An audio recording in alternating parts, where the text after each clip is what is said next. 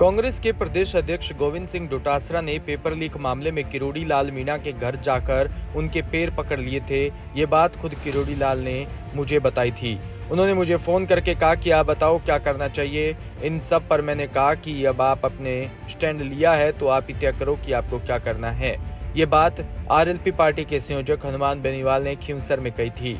उपचुनावों के बीच राजस्थान के जाट नेताओं से जुबानी जंग छिड़ी है। एक दूसरे को नीचा दिखाने व सियासी वजूद कमजोर करने की कोशिश में कोई पीछे नहीं है। इनका सबका सबूत है, बयान है। कुछ ही देर बाद कांग्रेस प्रदेश अध्यक्ष गोविंद सिंह डोटासरा का पलटवार आया।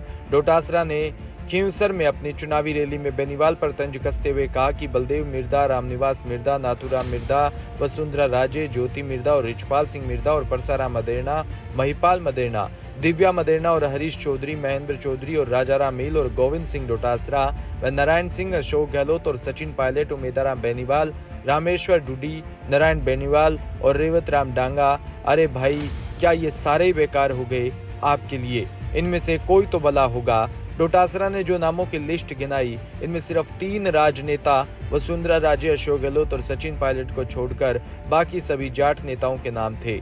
डोटासरा ये नाम इसलिए गिनाया क्योंकि नागौर सांसद बेनीवाल इन सभी नेताओं पर समय समय पर हमलावर होते रहते हैं।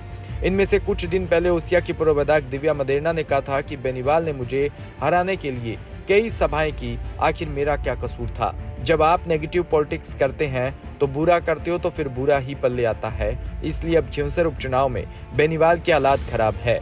4 बजे तक उन्हें लोगों के पैर पकड़ने पड़ रहे हैं। उस बयान के सामने आने के बाद अगले दिन बेनीवाल ने अपने भाषण में दिव्या पर जोरदार हमला बोलते हुए कहा कि मैं तो दुश्मनों की भी मदद करता हूं। मदेरना की बेटी दिव्या को भी मैंने एमएलए बना दिया, जो मेरे लिए कहती फिर रही है कि 4 बजे हनुमान घूम रहा है। क्यों नहीं घूमूंगा? मैं क्या ओसिया में घूम रहा हूँ?